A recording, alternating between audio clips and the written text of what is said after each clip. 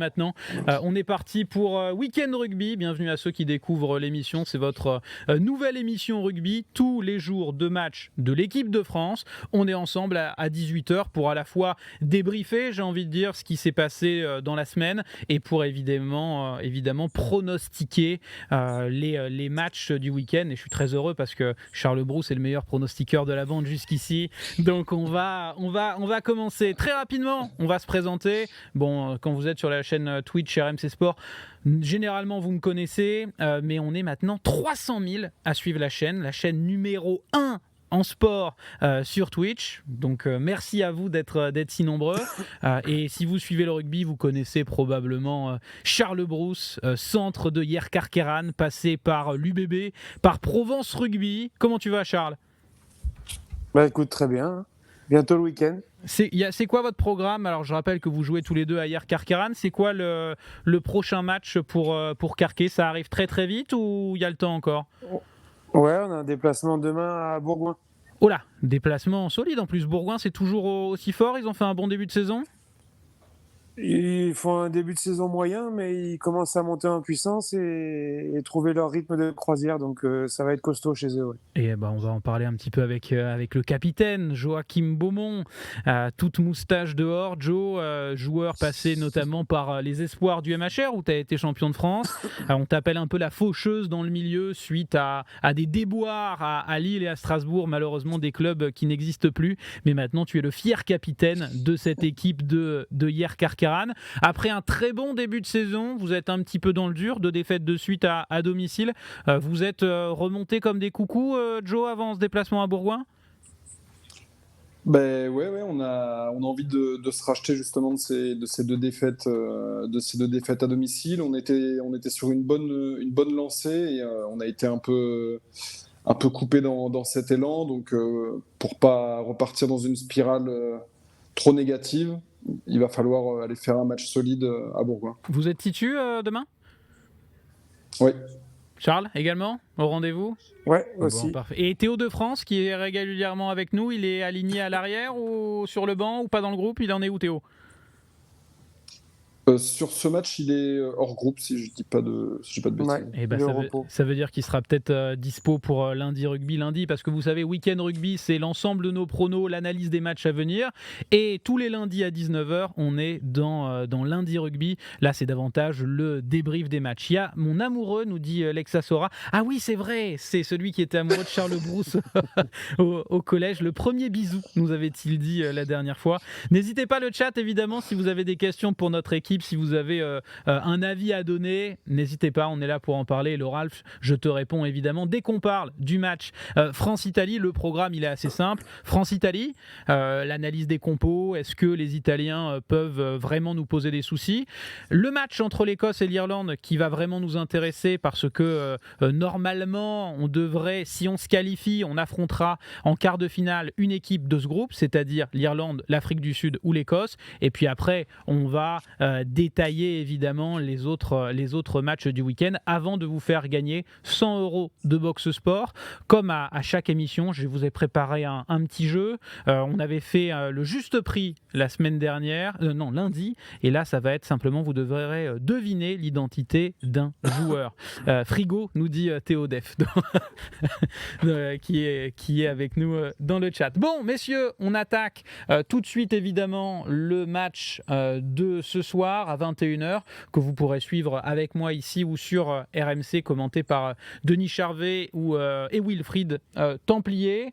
Messieurs, simplement pour faire un petit point, la France sera qualifiée si elle gagne ou elle fait match nul. Si elle perd en prenant le double bonus, j'expliquerai un peu pour les néophytes ce que ça veut dire, et pas de bonus pour l'Italie. En cas de défaite sans bonus ou avec bonus défensif, on est éliminé. Et si jamais on perd avec double bonus et que l'Italie prend le bonus, on est éliminé également. On va revenir là-dessus. Je vous montre simplement les compos avec une première question. Joe, est-ce qu'il y a un danger face à cette équipe italienne pour les Bleus ? Clairement, alors si on restait sur les dernières impressions qu'avait donné l'Italie sur leurs différents matchs, j'aurais dit que il y avait un petit danger, mais c'est vrai que par rapport au visage qu'ils ont montré contre la Nouvelle-Zélande, Je serais un peu plus mitigé, donc je pense que non, il n'y aurait pas eu de danger dans tous les cas, mais du visage de l'Italie de ce soir, ce sera une opposition sûrement différente de celle des Blacks. Charles, t'es d'accord avec ça? Ça devrait rouler pour les Bleus ce soir?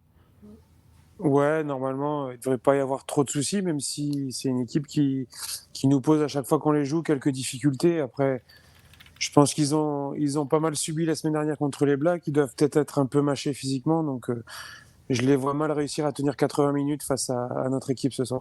Alors on va analyser ensemble évidemment la compo, vous allez me dire ce que vous en pensez, on se projettera même, on fera un petit péché de gourmandise en se projetant peut-être sur les matchs, le potentiel quart de finale, mais en fait je sais pas ce que vous pensez de ça, mais moi je pense qu'on a tendance à voir souvent les Italiens un petit peu trop beaux, parce que quand ils affrontent une grosse équipe, généralement il n'y a pas un enjeu très très fort pour la grosse équipe, c'est-à-dire qu'on se dit bon on va gagner et ça devrait rouler.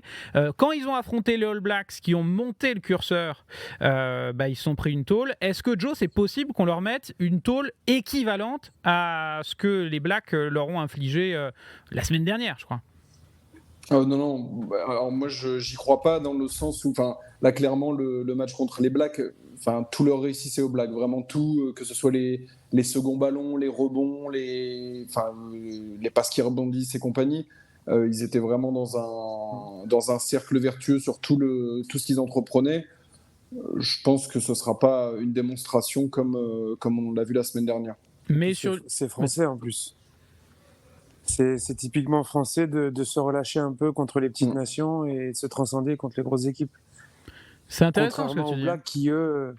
Contrairement aux Blacks qui, eux, face à quelle que soit l'équipe qui joue, ils sont toujours au même niveau, quoi. Mais c'est intéressant parce que c'est vrai que par exemple quand on joue le Japon en tournée ou un truc comme ça, à chaque fois on a peut-être cette petite tendance à prendre légèrement de haut. C'est un risque pour le match de ce soir ou même à ce niveau-là tu t'en fais pas forcément, Charles? Non, franchement je m'en fais pas parce que au jour d'aujourd'hui on affiche une telle sérénité en équipe de France que depuis 4 ans maintenant, ils nous ont montré qu'il n'y a pas de raison de s'inquiéter et qu'ils répondent toujours présents dans les grands moments. Donc c'est un match important ce soir pour la qualif et honnêtement, si on se met à douter contre les Italiens, ça sert à rien d'espérer d'être champion du monde.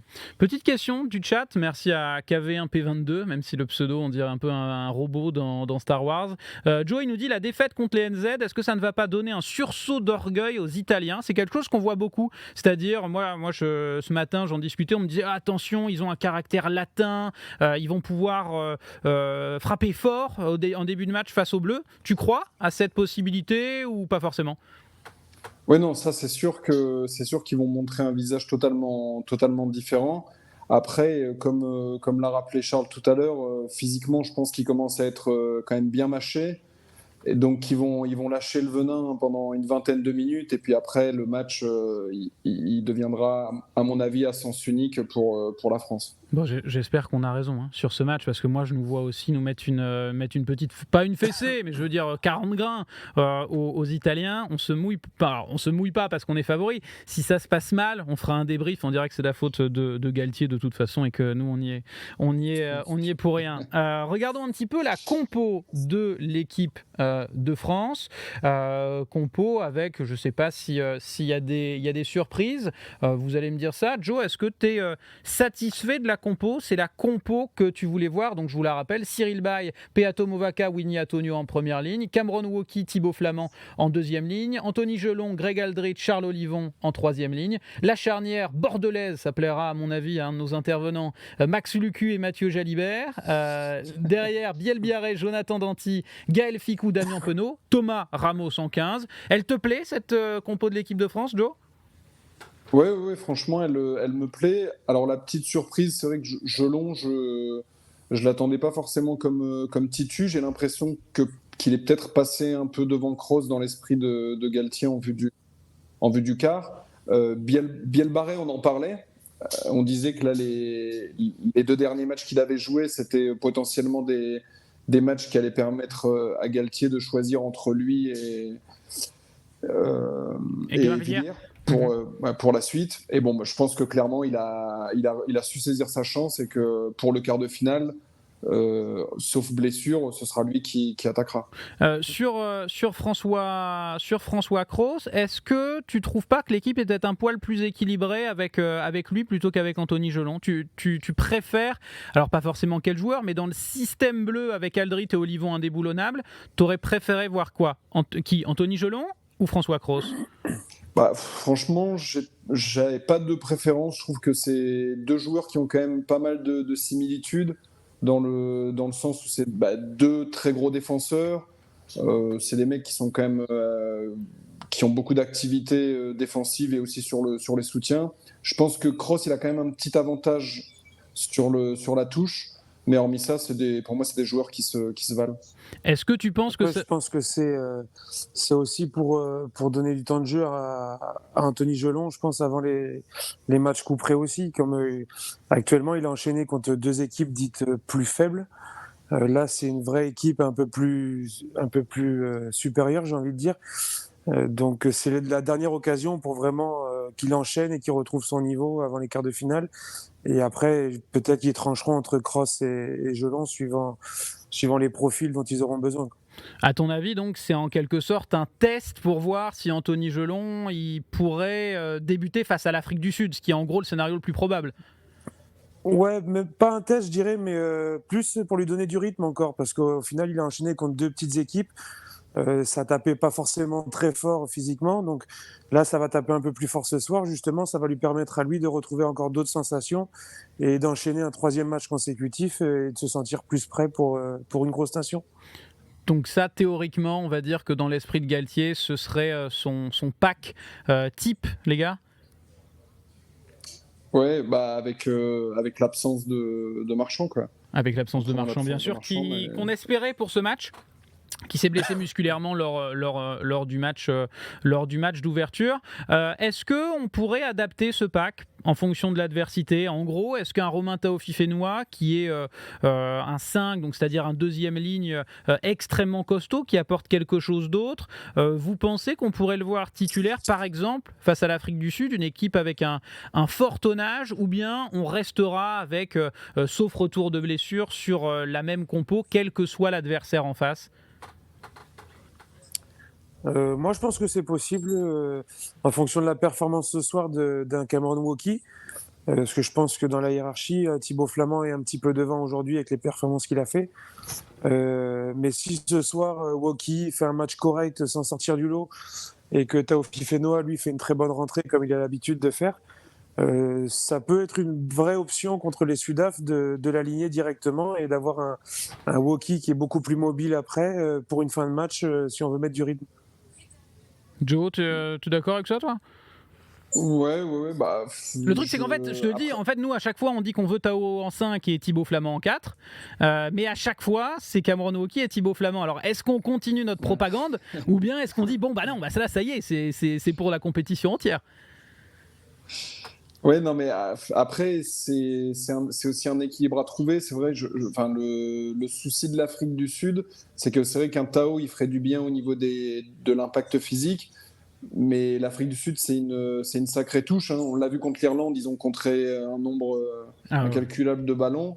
Et c'est vrai que dans cette idée-là, il vaut mieux avoir un Woki qu'un Tao. Et du coup, c'est vrai que c'est compliqué, quoi. Est-ce qu'on privilégie la mêlée? Est-ce qu'on privilégie la touche?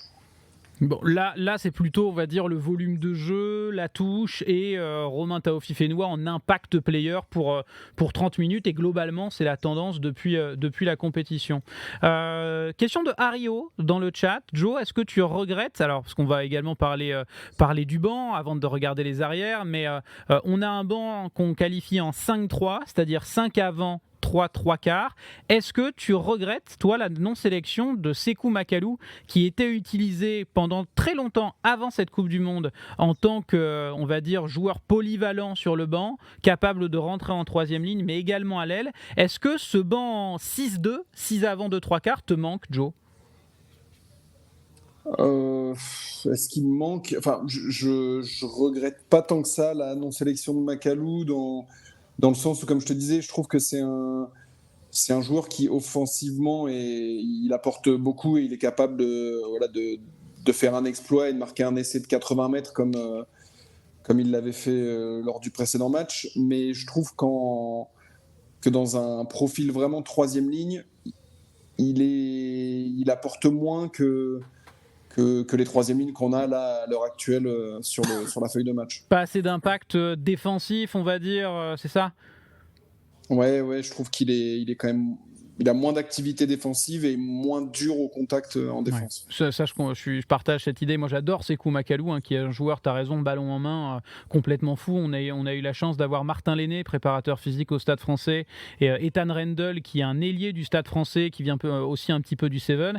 Il nous disait, non, très clairement, il y a les deux qui courent le plus vite au Stade français, c'est Dakouvaka et Sékou Makalou. Et pour nous, c'est impossible de dire lequel bat l'autre. Donc, c'est-à-dire que athlétiquement, on va dire on considère ce joueur donc comme un gros, c'est pour expliquer un peu à ceux qui découvrent la terminologie du rugby, donc c'est un avant, mais qui court pas aussi vite qu'un trois quarts, qui court plus vite que la majorité des trois quarts. Charles, bon, je vais pas t'embêter avec des histoires de troisième ligne. T'as joué à l'UBB, à chaque fois t'hésites entre Max Lucu et Baptiste Serin. Là, t'as une charnière Lucu-Jalibert, t'es aux anges. Ouais, c'est dans la logique. De toute façon, on en parle depuis une semaine, depuis que Dupont s'est blessé. Donc, Lucu, c'était le numéro 2 de Fabien Galtier. C'est en toute logique qu'il l'aligne ce soir en tant que titulaire. En toute franchise, on n'aurait pas compris si ce soir il avait aligné Couillou. Alors en plus, ce sont deux partenaires de club, ce qui pèse peut-être dans la balance. En plus, ouais, Fabien Galtier aime bien parler des complémentarités pour les charnières et les joueurs à des postes clés. Et c'est vrai que eux, pour le coup, jouent tous les deux en club toute l'année ensemble, donc ils se connaissent parfaitement bien. C'est quelque chose qu'on a tendance à sous-estimer parfois, ou on en fait trop avec cette histoire de complémentarité. Toi, par exemple, tu joues 12, tu joues 13. T'as vraiment, alors même en tant que centre, t'as des repères importants, ou finalement, c'est peut-être plutôt une question aussi d'affinité, j'ai envie de dire, humaine, parce qu'on connaît mieux les types, etc. Ou est-ce que vraiment, techniquement, ça change quelque chose, ou ça change davantage quelque chose dans la façon dont on aborde le match ? Ça change honnêtement à ce niveau-là. Normalement, ça change pas grand-chose parce que ils sont tous capables de s'adapter à n'importe quel joueur avec qui ils jouent. Maintenant, c'est vrai que ils peuvent avoir plus de facilité à se trouver dans les moments difficiles et à moins douter et à continuer de se faire confiance et pas se renfermer entre guillemets quand ça devient un peu difficile et qu'on a raté un ou deux lancements. C'est plus dans ce sens-là que ça va être intéressant et important que les joueurs se connaissent et aient l'habitude de jouer ensemble. Après, maintenant, je le redis, à ce niveau-là, ça pourrait être n'importe qui, ils sont capables de jouer ensemble sans problème, normalement. Est-ce qu'on peut être champion du monde avec une charnière Maxime Lucu, Mathieu Jalibert, Charles ? J'espère sincèrement qu'on peut l'être. Après, j'espère aussi le retour de Dupont, vu qu'ils n'ont pas rappelé Serin, c'est qu'ils espèrent aussi qu'il sera là pour le quart de finale. Donc, on peut l'être avec cette charnière-là. Maintenant, si on a Dupont, on a quand même beaucoup plus de chances de l'être. Joe ? Ouais, parce que c'est vrai que sans Dupont, l'équipe est quand même pas la même. Il apporte tellement, que ce soit défensivement, offensivement, et les coups qui sont pas forcément gagnants à la base, qui transforment en coups gagnants tout seul. C'est pas du tout le même profil que Luku. Donc clairement, si on n'a pas Dupont pour les quarts ou les demi, je suis pas sûr qu'on passe beaucoup de tours derrière. Donc toi, ce serait plutôt non. Imaginons on récupère pas Dupont, ce qui reste une possibilité, parce que c'est quand même une fracture, alors techniquement maxillaire, zygome, je sais pas exactement comment on dit, mais pour toi, si on récupère pas Dupont, c'est beaucoup plus, on sera pas champion du monde, j'ai presque envie de dire. Ouais. Pour moi, c'est complètement. Dans le chat, donnez-nous votre avis justement. Est-ce qu'on peut être champion du monde ? En gros, la question c'est sans Antoine Dupont. Je mets un peu Charles en difficulté parce qu'on sait son affection pour l'UBB en disant avec Jalibert et Lucu. Mais si j'avais demandé peut-être sans Antoine Dupont, il aurait peut-être dit non. Dites-nous si vous pensez qu'on peut être champion du monde. En gros, sans Antoine Dupont. Si tu m'avais demandé avec Baptiste Serin, je t'aurais dit oui. Bah ça, je connaissais la réponse, donc j'ai pas osé. Danty Fickou, au centre, ils sont indéboulonnables. Danty fait vraiment des matchs, il est très important pour gagner des yards, pour fixer la défense adverse, pour gratter des ballons. Gaël Fickou, c'est notre régulateur en défense. Pour autant, est-ce que c'est une paire de centres qui te plaît, qui va te procurer de l'émotion, Charles? Ouais. Ils sont vachement complémentaires. Ils ont prouvé à chaque sortie ensemble qu'ils étaient capables de contenir n'importe quelle paire de centres en face. Maintenant, j'ai peut-être un tout petit regret, c'est que j'aurais aimé voir un petit peu plus sur les matchs de poule Arthur Vincent. Ok. Parce que c'est un joueur qui a jamais démérité et qui est revenu en forme au bon moment. Parce que Moefana, lui, par contre, est sur la pente inverse, je trouve. Il est un petit peu moins. Joueur de l'UBB. Ouais, mais faut le dire aussi, il a des performances depuis 1 an et demi qui sont moins intéressantes que ce qu'il a pu nous montrer auparavant. Ok. Mais bon, c'est vrai que Fickou, Danty, ça reste quand même très costaud et c'est difficile de les bouger quand on a des gros matchs qui arrivent. Tu bottes en touche, hein. Je t'ai pas demandé s'ils étaient forts. Je t'ai demandé si c'était, en tant que spectateur et en tant que centre, c'est une paire de centres qui te plaît. T'aimes les voir jouer, Danty Fickou? Ouais, t'aimes bien. Ouais, parce qu'ils se complètent vachement bien. Danty, aujourd'hui, c'est le fer de lance de l'équipe de France. C'est lui qui nous permet d'avancer. Et derrière, Fickou, on le voit, dès qu'il a un peu d'espace et qu'il arrive à s'engager dans les intervalles, c'est un joueur de classe mondiale. Donc, bien sûr que ça me plaît de les voir jouer. Mais encore une fois, ça dépend aussi du paquet d'avant. Bien et sûr. quand ils font le taf derrière, c'est beaucoup plus facile pour eux de s'exprimer, quoi. Alors je réagis simplement au chat, hein. J'avais posé la question, est-ce qu'on peut être champion du monde sans Antoine Dupont? Hello nous dit oui bien sûr. Jeu de 89 nous dit non. Lisa qui nous dit ça risque d'être compliqué sans Dupont notre capitaine, pas évident. Donc plutôt un peu soupe à la grimace dans le chat. On est vraiment suspendu à l'évolution évidemment de Antoine Dupont. Mais la question c'est aussi dans quel état. Est-ce que vous avez déjà joué, vous qui êtes joueur pro, est-ce que vous avez déjà un petit peu forcé pour jouer un gros match? Parce que la question, c'est pas seulement est-ce qu'Antoine Dupont sera sur le terrain, mais est-ce qu'il sera à 100%? Ça vous est déjà arrivé, les gars, de peut-être un match, idéalement, on l'aurait pas joué, mais on force un peu? Charles, ça t'est déjà arrivé? Tous les week-ends. Ouais. Je sais pas si on devrait le dire parce que c'est pas le bon exemple, mais ouais, ça m'est arrivé régulièrement. T'avais quoi, par exemple? J'ai eu des entorses acromiaux, j'ai eu fracture des côtes et des entorses aux chevilles. Ça m'est arrivé régulièrement de jouer sous mésothérapie. Mésothérapie, pour ceux qui connaissent pas, c'est des infiltrations de puissants anti-inflammatoires en zone locale. Donc c'est plus puissant qu'un anti-inflammatoire classique. Et généralement, on te fait ça avant le match et ça te permet de ne pas sentir la douleur pendant le match. Bah, par exemple, un joueur comme Pita Aki joue quasiment, je crois, plus dans ces conditions. Est-ce que tu arrivais à être à 100%? Est-ce qu'avec justement cette aide médicale, avec l'adrénaline, tu arrivais sincèrement à faire un aussi bon match que si tu étais à 100% physiquement? Alors, ça dépend des blessures. Il y a quelques fois, oui. Et par contre, il y a d'autres blessures qui sont plus douloureuses. Par exemple, la sternoclaviculaire. À chaque plaquage, malgré l'infiltration, je sentais et je pouvais pas. J'osais pas mettre l'épaule comme je l'aurais mis à 100%. Donc, ça dépend vraiment du type de blessure et de comment le joueur l'appréhende aussi. Si c'est quelqu'un qui est hyper confiant dans son corps, peut-être qu'il aura moins de peur aussi à s'engager. Et puis on est avec un athlète, attention, hein, faut pas qu'on se compare, enfin, c'est vraiment le meilleur joueur au monde, le meilleur athlète qui soit peut-être en rugby, donc c'est sûr qu'on est sur un destin assez incroyable. Joe, toi qui as été formé au centre, est-ce que cette ligne arrière te plaît? On a Louis Bielbiarré qui a gagné son duel, on va dire, avant match face à Gabin Villiers.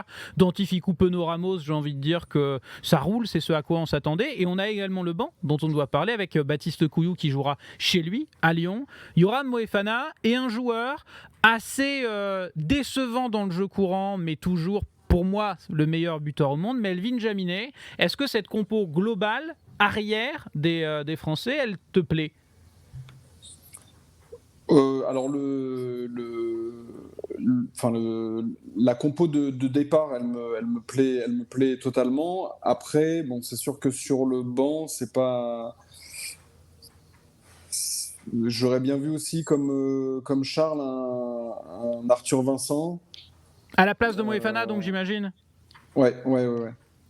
Et après, oui, c'est vrai que Melvin, il peut couvrir quand même. Il peut permettre à Ramos de passer 10. C'est un très gros buteur. Donc, bon, un peu par défaut, il est aussi dans la compo. Mais Clairement. on fait. Il n'est pas passé par hier Carquet, Jaminet, à un moment ? Si. Il a été en espoir, jusqu'en espoir à Yerkarkan. Mais donc vous n'avez jamais joué avec lui, vous êtes arrivé après, vous ? Non, Enfin, à part à Call of Duty.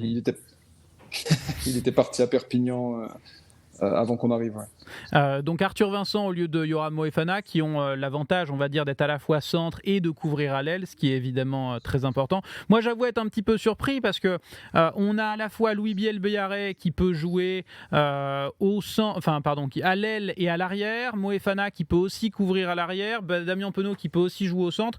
Je n'étais pas forcément parti moi sur un banc 5-3 sur ce match parce que Louis Biel-Béarret il a cet avantage-là, c'est-à-dire que plus qu'un Gabin Villière ou qu'un Damien Penaud, lui, il peut vraiment jouer à l'arrière. Charles, tu as été un peu surpris quand tu as vu cette compo ou finalement c'est tout à fait logique ?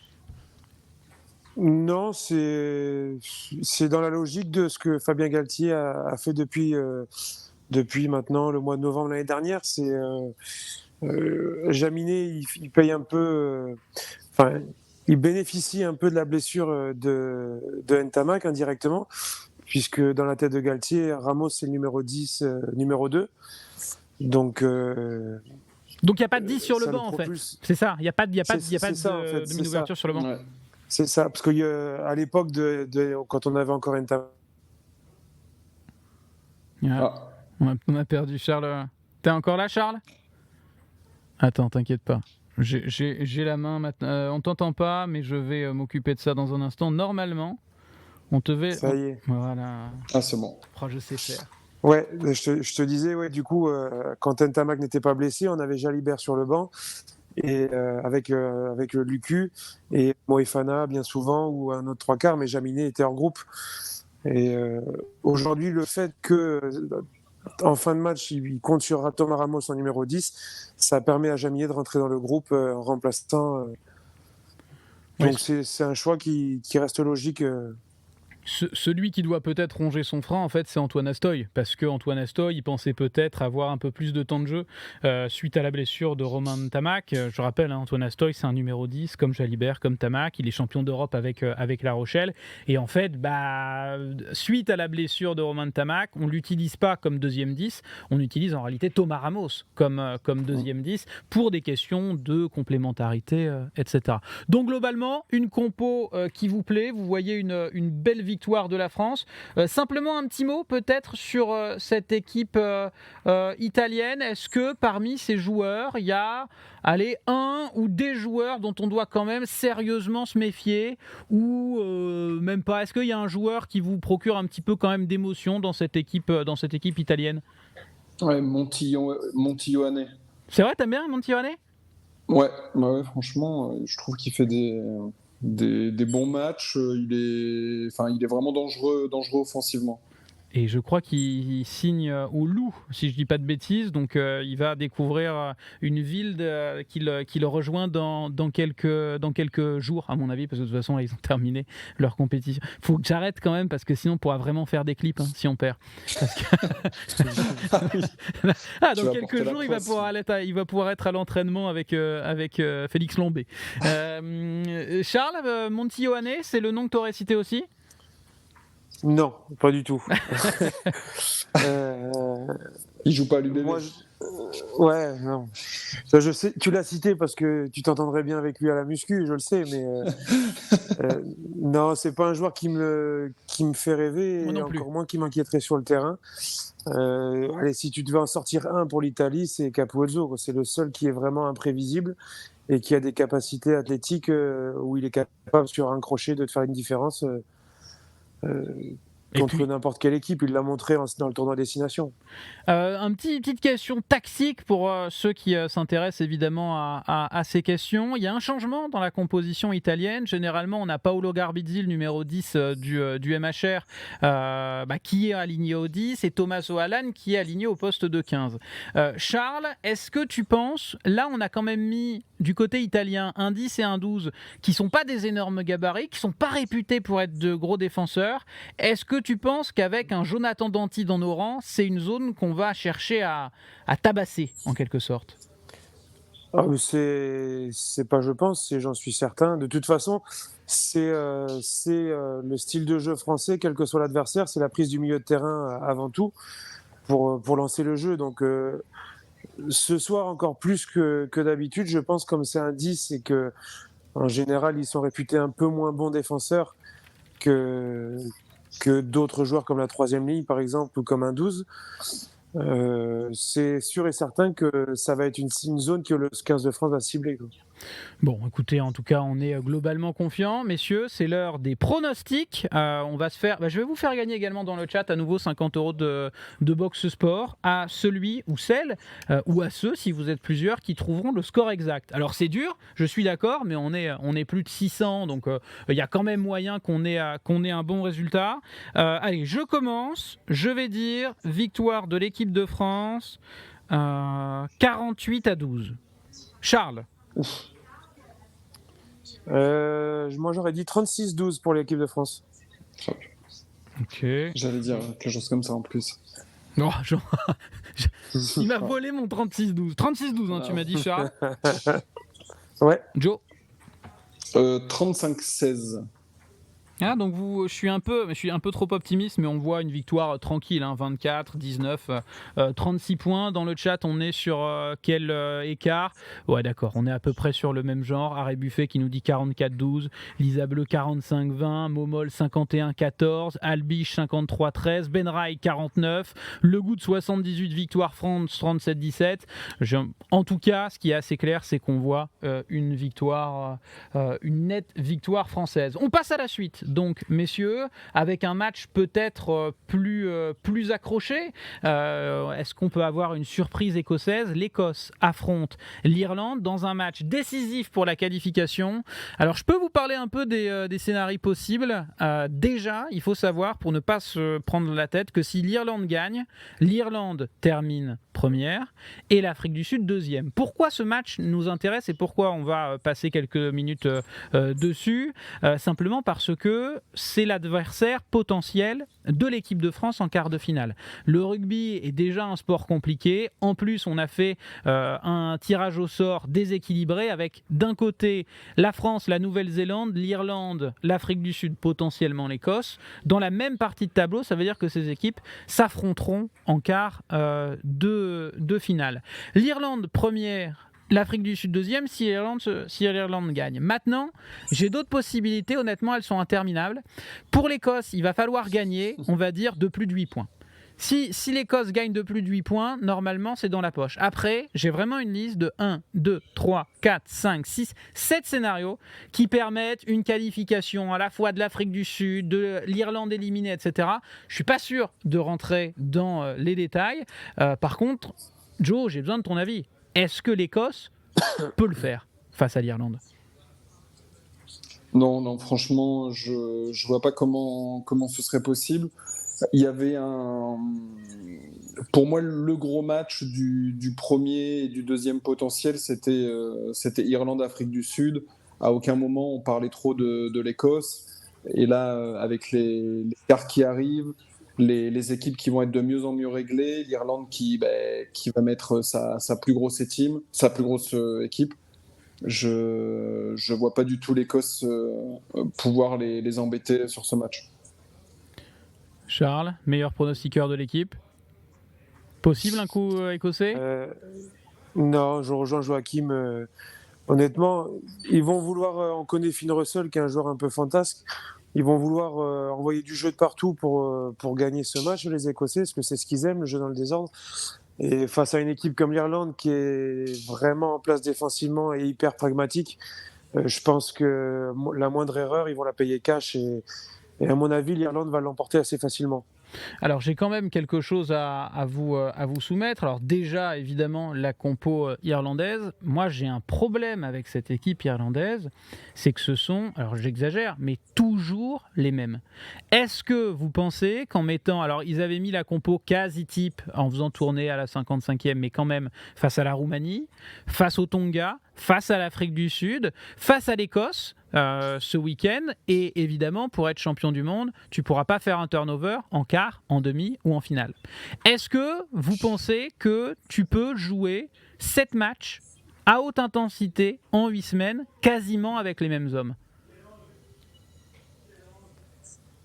Ça risque d'être compliqué maintenant. À l'inverse, ça peut aussi leur permettre d'être hyper bien réglés collectivement et d'avoir des automatismes et de se trouver les yeux fermés sur le terrain et d'être vraiment en confiance. Donc ça, il y a que l'avenir qui nous le dira. Et moi, j'espère pour nous, en tout cas, que physiquement, ils vont arriver un peu essoufflés sur les phases finales, quoi.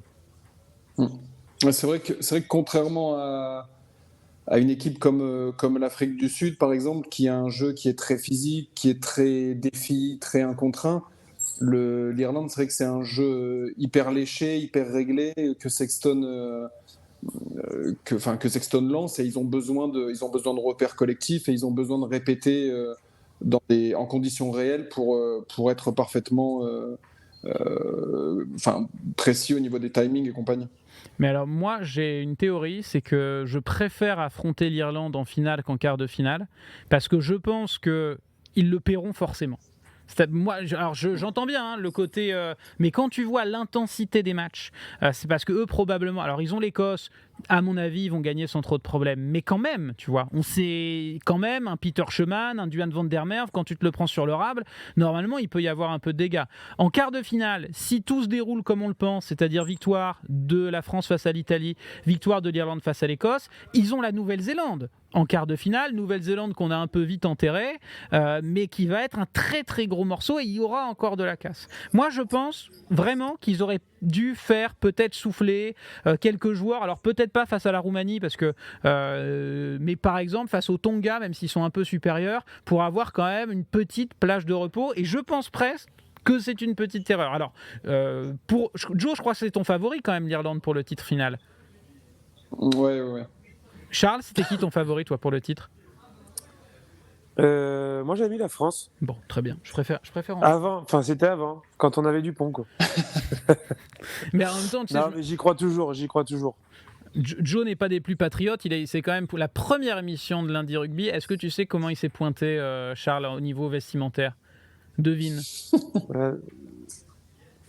Je sais pas, il a tellement de goûts variants en termes de vestimentaire que Il ose pas se sais mouiller face au capitaine. Il va nous révéler ses plus gros secrets. Il est venu en maillot du Bayern de Munich.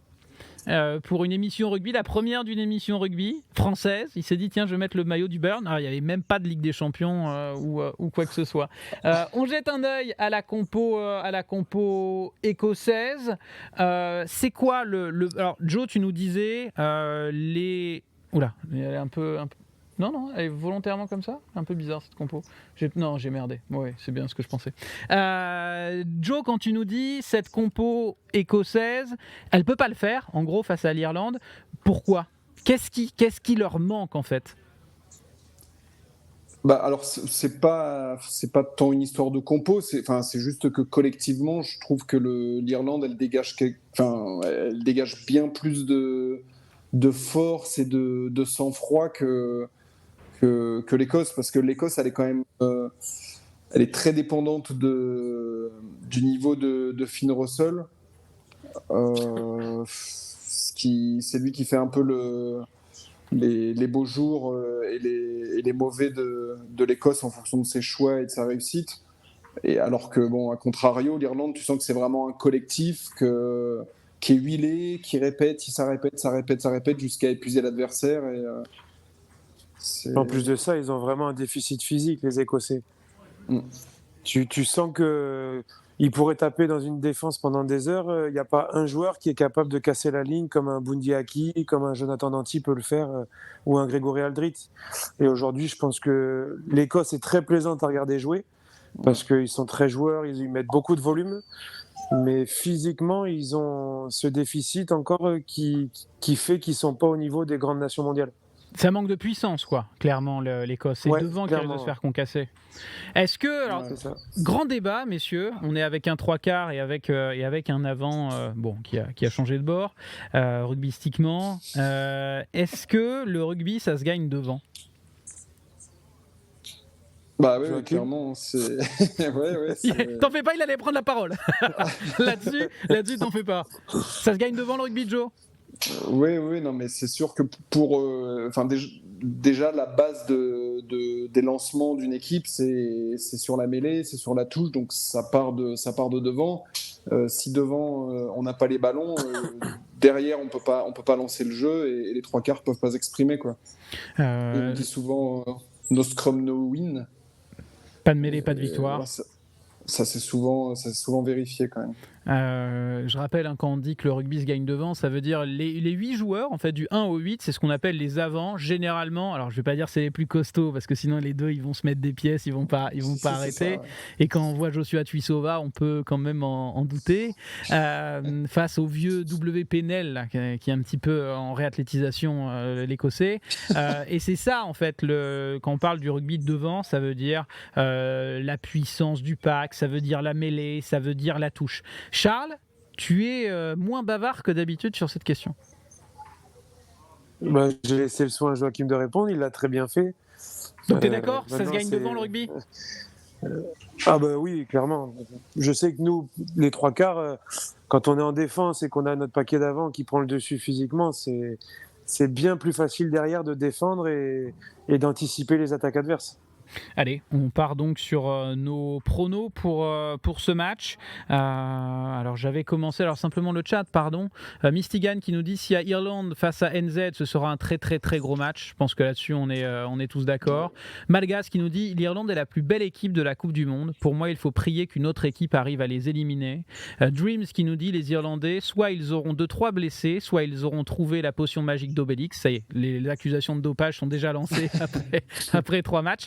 Et je rappelle d'ailleurs, pour la petite anecdote, je ne sais pas si vous avez vu, que l'Afrique du Sud pourrait jouer sous bannière neutre parce qu'ils n'ont pas encore accepté les nouvelles conditions. Alors, pas que l'équipe de rugby, mais l'Afrique du Sud en tant que telle. Ils n'ont pas encore accepté les nouvelles conditions de l'Agence mondiale antidopage. Donc, il y a une possibilité, la deadline arrive bientôt. Alors, on sait qu'il y a déjà eu par le passé des soucis de dopage avec l'équipe sud-africaine. Mais voilà, ça peut interroger, même si on ne va pas commencer à jeter des gens comme ça sans preuve.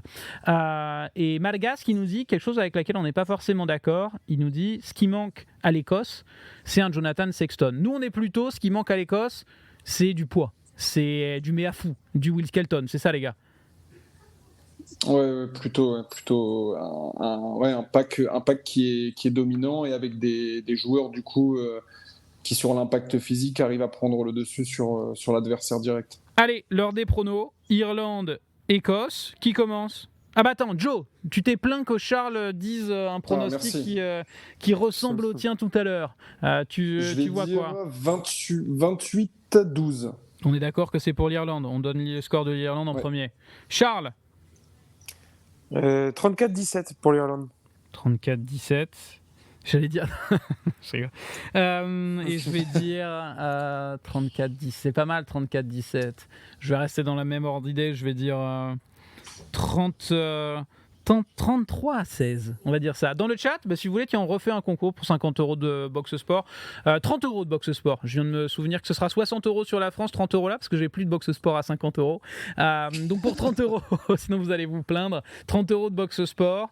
Le score final entre l'Irlande et l'Écosse, en sachant que l'on met le score de l'Irlande en premier et le score de l'Écosse en deuxième. Une Box Sport, c'est quoi ? En gros, c'est des bons d'achat qui vous permettent, que vous pouvez utiliser dans n'importe quelle discipline sportive. Si vous voulez aller faire un futsal, si vous voulez aller faire du karting, du paddle, etc., vous pouvez les utiliser. Donc, tentez votre chance dans le chat, c'est complètement gratuit. Il suffit de suivre la chaîne. Vous êtes 300 000 à le faire pour une bonne raison, c'est qu'en fait, plus vous nous suivez, plus vous nous regardez, vous accumulez des points de fidélité que vous pouvez transformer ensuite en place gratuite pour du top 14. Donc n'hésitez pas pour les fans de rugby. Messieurs, on continue notre petit tour avec les pronos du week-end. On va aller un peu plus vite sur la suite des matchs. Dans les matchs, on va prendre un peu l'ordre chronologique. On a un Pays de Galles face à la Géorgie. Bon, on va peut-être pas s'attarder, ça devrait le faire sans trop de problèmes pour les Gallois. Mais j'aimerais quand même avoir votre avis, Joe, sur jusqu'où le Pays de Galles peut aller. C'est une équipe dont on parlait pas du tout avant le début de la compétition. Match après match, on commence à se dire... Ah, ils ont mis 40-6, je crois, à l'Australie. Ils ont gagné face aux Fidji dans un match équilibré. Est-ce qu'ils peuvent aller loin, les Gallois, qui, je le rappelle, affronteront potentiellement l'Argentine ou le Japon en quart de finale? Ouais, moi franchement, je les vois bien réussir à faire une demi-finale.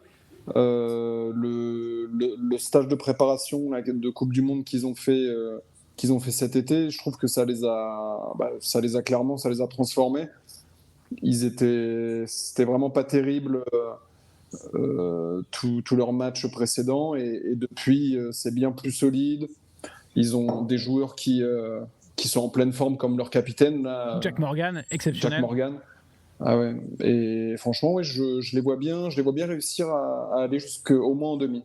Avant de demander à Charles, est-ce que alors je demande parce que Jack Morgan il joue à peu près le même poste que toi, vous êtes 7 en tout cas, enfin je dis pas de bêtises, corrige-moi ainsi. Est-ce que tu t'inspires de ce que font les meilleurs joueurs de la planète? Donc toi t'es pro, t'as 33 ans, est-ce que tu... Charles qui est mort de rire, mais est-ce que à ton âge, avec ton expérience, quand tu vois en plus t'es capitaine de touche, est-ce que tu décortiques un peu ce qui se fait en disant tiens, faudrait peut-être qu'on teste ça, ou en réalité c'est plutôt le staff qui va le faire, ou je sais pas, comment ça se passe? Ça Ça veut dire non. Non, alors Non mais c'est sérieux, il y a pas de bonne ou de mauvaise réponse. Oui. Hein. Je veux dire sincèrement, il y a des choses qui sont parfois. En fait, le truc aussi, c'est qu'on fait avec les avec Charles possibilités Brousse. qu'on a. Voilà. Bah oui. Non, mais il y a certaines combinaisons, certaines choses que des équipes comme ça peuvent faire parce qu'ils ont des joueurs qui sont des joueurs de très haut niveau et qui sont bien plus compliqués à répéter pour des joueurs de notre niveau à nous. Mais forcément qu'on s'en inspire et qu'on tend à essayer de s'en approcher, même si, bien sûr, il y a toujours un gros gap. Mais ouais, on peut pas en gros transposer ce qu'on voit au top niveau mondial à l'entraînement forcément en 2e ou 3e division française, même si c'est un niveau pro. Ouais, non, on adapte, je dirais. On adapte. Et moi, je dois avouer, dans ma carrière sportive, j'ai toujours été très intrigué par le temps qu'on passait dans des clubs ou dans des équipes pas terribles. J'ai notamment joué avec l'équipe de Sciences Po Lille, donc je sais ce que c'est une équipe pas terrible. Mais si tu veux, on faisait 1h30 d'entraînement, il y avait 45 minutes où on passait notre temps à faire des combinaisons de mecs qui savent pas faire des passes quasiment, tu vois. Mais je veux dire, il y a un peu cette volonté parfois de copier ce qui se fait bien, alors que les fondamentaux, ou en tout cas alors qu'on n'a pas forcément toutes les armes pour faire ça. Charles, je te voyais sourire, toi en tant que centre d'expérience, est-ce qu'il y a des trucs que tu essayes de piocher ou pas forcément? Individuellement, non, pas forcément, parce que une fois que tu es en match, c'est très compliqué de prévoir ce que tu vas faire en fonction de la défense adverse et de te rappeler à l'instant T, tiens, tel joueur il a fait telle action, je vais essayer de faire pareil. C'est quasiment impossible, mais collectivement, c'est vrai qu'on essaye au moins sur les premiers, deuxièmes temps de jeu de reproduire quelques combinaisons qui ont bien marché au niveau international. Après, individuellement, je dirais que c'est beaucoup plus compliqué à reproduire et de s'en inspirer, parce que c'est plus l'instinct qui parle et ça, c'est propre à chacun.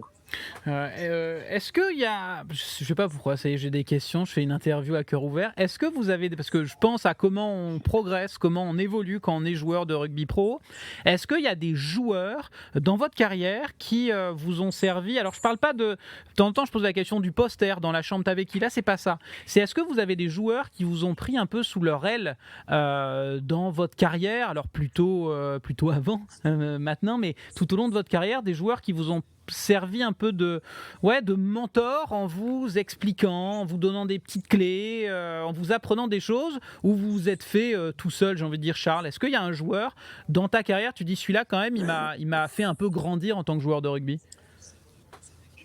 Ouais, j'en ai eu un ou deux qui m'ont pris sous leur aile. Après, il y a eu Julien Ray à Bordeaux, Ouais. qui a été international. Après, il a eu un passage beaucoup plus court à l'UBB, mais le peu qu'il a été là, j'ai appris plus en une saison avec lui qu'en 6 ans à Aix-en-Provence, par exemple. C'était Adam Ashley Cooper. D'accord, bien sûr. Parce que quand tu joues et que tu t'entraînes à côté d'un mec comme ça, t'apprends tous les jours et c'est toujours un plaisir de le voir évoluer. Ancienne internationale Voilà, après, qui a maintenant un podcast avec Matt Guiteau et Drew Mitchell. Ça ressemble un peu à ce qu'on la fait. triplette. Ouais, bah, Ils se lâchent pas les trois. c'est nous. Ils sont inspirés. Et Joe, alors de ton côté, est-ce qu'il y avait, Charles nous a dit notamment Adam Ashley Cooper, c'est un petit peu toujours lui. Quand on dit quel joueur t'a impressionné, Johnny Wilkinson, Matt Guiteau, j'étais épaule contre épaule face à Antoine Dupont, etc. Un petit peu. Ça c'est le côté aixois, on va dire. Moi, j'ai pas forcément en tête un joueur qui m'a pris sous son aile. J'ai le souvenir de différents joueurs de différentes équipes. Quand tu es plus jeune, c'est un peu c'est un peu comme ça que ça marche. Les jeunes qui arrivent dans une équipe, tu les accueilles, tu essaies de leur donner les petits filons, les bonnes attitudes, les choses qui permettent de les faire progresser. Et c'est surtout, et après, c'est aussi, moi, plus des entraîneurs qui, je dirais, m'ont fait progresser sur différents aspects que forcément des joueurs avec qui j'ai joué. J'ai failli dire des entraîneurs moyens que tu as eu, mais je n'ai pas donné parce qu'on est de plus en plus regardé, donc je peux pas. Surtout si je les ai sur Facebook, c'est pas une bonne idée. Oui, je crois que je vois. Quel entraîneur a beaucoup compté pour toi, Joe? J'ai David Bolgashvili, que j'ai eu à l'époque à Lille, au LMR. Passé par Nice notamment, je crois. Ouais, et passé par Nice. Et j'ai eu plus récemment Patrick Pézery qui nous a apporté beaucoup, que ce soit individuellement et collectivement à l'équipe de hier. Charles, grand sourire. Tu ne regardes pas, hein, Joachim. Il n'a pas Internet. Hein. Ok, bon allez, Charles, je suis obligé de te poser la question. Un coach alors qui a énormément compté pour toi? Je vais t'en sortir deux. Je vais te sortir Marc Delpoux qui m'a lancé en pro et qui techniquement était très très fort. Et après, celui qui m'a vraiment fait progresser au poste de centre et en termes de technique de trois quarts, c'est Vincent Etcheto. D'accord. Vincent Etcheto, non, il est sans club maintenant, je crois, Vincent Etcheto. Non, je sais pas. Il a été entraîné Soyo. Il a arrêté Angoulême et là, il est sans club. D'accord. Vincent Etcheto, connu notamment pour ses chemises ouvertes en boîte de nuit, mais Charles nous en parlera peut-être une prochaine fois. Les pronos, messieurs, sur Pays de Galles, Géorgie. Score. Ça peut aider les parieurs aussi, on ne sait jamais. 30 à 10. 30 à 10 pour Joe. Charles? 28-15 pour le Pays de Galles. 28-15, et je vais dire, ouais, ça sent le match accroché quand même. Ça sent le match accroché. 34 à 12 pour moi, Flo, Charles, Joe. Match suivant, qu'est-ce qu'on a? Angleterre-Samoa. Bon, Angleterre-Samoa, c'est peut-être pas le match qui va nous intéresser le plus quand même. On va en parler rapidement. L'Angleterre, ils sont censés affronter les Fidji en quart de finale, si tout se déroule comme prévu. Vous voyez, est-ce que les Anglais peuvent être champions du monde? J'invente une question comme ça. Est-ce que les Anglais peuvent être champions du monde pour vous? Joe? Oh, pas du tout. Non, franchement, pas du tout. Charles? Non. Aujourd'hui, ils essayent ils se rassurent sur le style de jeu qu'ils avaient il y a 4 ans à la précédente Coupe du Monde avec beaucoup de jeux au pied et une grosse pression défensive. Mais aujourd'hui, vu les 4 nations mondiales que sont la France, l'Afrique du Sud, l'Irlande et la Nouvelle-Zélande, ça suffira pas pour les battre en demi-finale et en finale. Demi-finaliste Ils ont possible. déjà, Vas-y. ouais, ils ont déjà eu du mal Ils ont perdu contre les Fidji juste avant la Coupe du Monde. Et sincèrement, même en quart de finale, je les vois pas gagner contre les Fidji. Ok, donc demi-finaliste possible, on va dire, à la faveur d'un tableau un peu ouvert, un peu comme le Pays de Galles, mais ça ira pas plus loin pour vous. Non. Ok. C'est ça. Bon, Angleterre-Samoa, ce sera une victoire anglaise. Les Samoans, ils sont assez affligeants. Ils ont de belles individualités, mais ils n'arrivent pas à jouer ensemble, donc pas très intéressant. On va zapper ce match parce qu'il est déjà assez tard et après je vais vous faire gagner 100 € de box sport quand même. Match en revanche très intéressant entre le Japon et l'Argentine. On parlait du 8e de finale avec l'équipe de France face à l'Italie. On a là un autre 8e de finale. Les Argentins sont évidemment favoris, mais est-ce qu'on peut assister, Charles, à une surprise japonaise? Le Japon, pour parler un petit peu de leur style, c'est une équipe assez forte collectivement, mais assez faible peut-être individuellement, sans tête qui dépasse, même si Kazuki Himeno est pas mal. Est-ce que le Japon, il peut renverser l'Argentine? Je pense pas. Je pense pas. Je reste sur ce que j'avais dit la dernière fois. Cette année, je les trouve beaucoup moins impressionnants collectivement qu'à la précédente Coupe du Monde et je les vois pas arriver à déstabiliser une équipe argentine qui est hyper vaillante, hyper accrocheuse. Alors ça va être un match serré, mais je les vois pas battre l'Argentine. Joe? Ouais, je suis assez d'accord. J'allais dire que ça allait pas être un match avec un gros score, enfin beaucoup d'écart, mais je les vois pas non plus embêter plus que ça l'Argentine. L'Argentine, elle va s'imposer assez tranquillement, entre guillemets. Allez, dis-nous même combien. Ah non, c'est à moi. Je donne plus mes pronos. 28, ouais, c'est peut-être beaucoup. Ouais, 26-17 pour l'Argentine. Ah, j'allais le dire. Ouais, pareil. J'en étais sûr. On peut mettre tous les trois 26-17. Hein. Comme ça, quand ce sera 26-17, je ferai un clip en montrant. C'est sur Weekend Rugby qu'on vous donne le score exact. 25-15 pour moi. Joueur. Ouais. 24-15, moi. Oh là là, incroyable, sérieux, on peut se laisser un peu d'air. Ok, donc victoire de l'Argentine pour nous. Tonga-Roumanie, écoutez, on débriefera à mon avis avec un de vos équipiers. J'ai pas regardé les compos de Tonga-Roumanie pour savoir si vos équipiers sont titus. Et on termine simplement, avant de passer au jeu, par les Fidji. Les Fidji qui affrontent le Portugal. Portugal, c'est l'équipe un peu fétiche, j'ai envie de dire. On aime bien cette équipe portugaise, on découvre de nouveaux joueurs comme Sousa Guedes, leur numéro 15, il y a Rafael Costa-Storti de Béziers qui fait également une belle Coupe du Monde, mais évidemment j'ai envie de dire que le cœur va être pour les Fidjiens. On a malgré tout vu une équipe fidjienne un peu à côté de ses pompes pendant 40 minutes face à la Géorgie. Charles, est-ce que ce genre de scénario peut se reproduire avec de l'enjeu face au Portugal? On a tendance à dire que les Fidjiens, ils sont peut-être meilleurs quand ils sont outsiders que quand ils sont favoris. Est-ce qu'on peut assister à une surprise alors que cette équipe portugaise a embêté la Géorgie, a causé des problèmes par intermittence à l'Australie et au Pays de Galles? Alors, voir les Fidjiens jouer un peu moins bien que contre l'Australie et le Pays de Galles, oui. Parce que comme tu dis, je pense qu'en étant favoris, ils n'aiment pas forcément ce costume-là.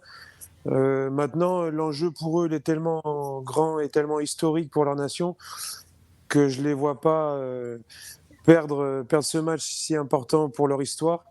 D'autant plus qu'ils ont en plus une histoire à l'intérieur du groupe avec l'histoire de Tuisova. Qui a perdu son fils alors pour ceux qui savent pas, Joshua Tuisova a perdu son fils de 7 ans, victime d'une longue maladie, et il continue la Coupe du Monde, il va jouer et il ratera donc également les funérailles de son fils.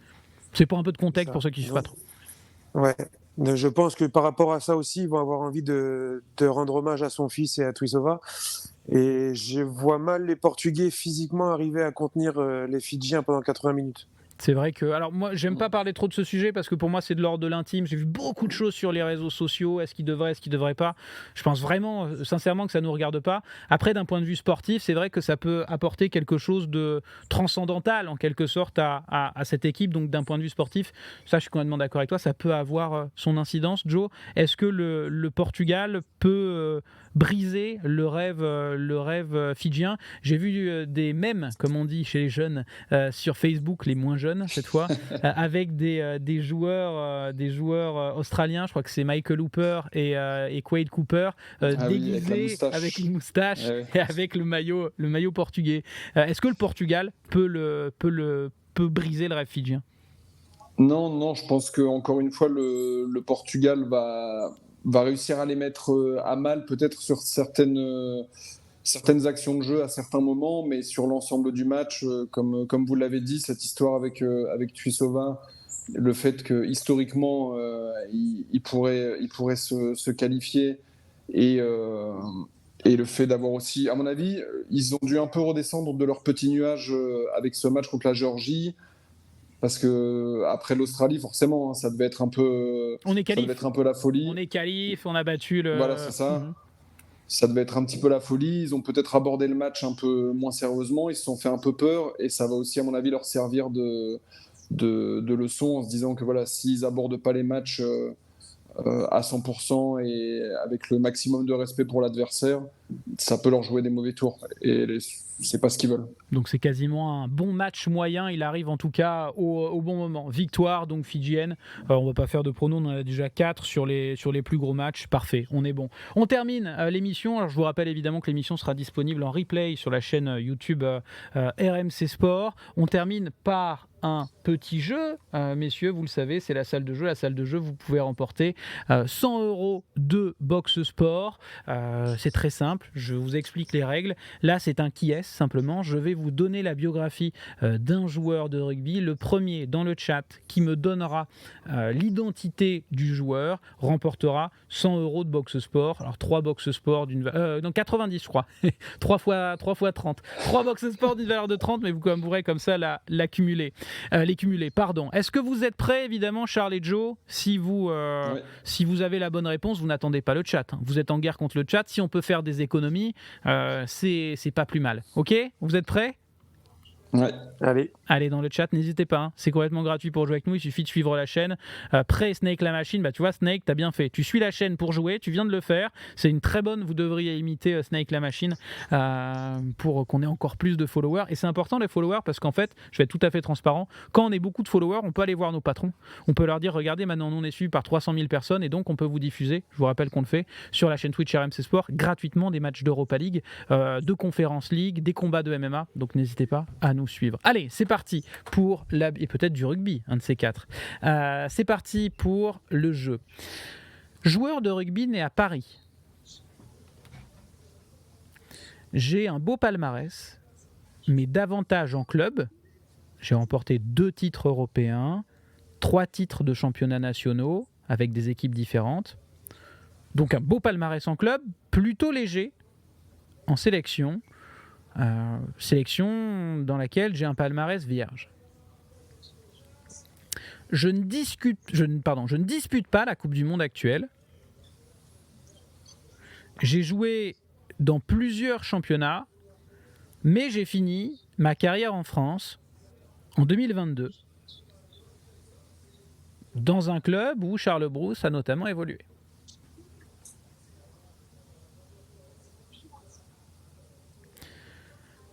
Troisième ligne, je suis un joueur puissant avec plus de 50 sélections dans mon équipe nationale. Picamol. Louis Picamol.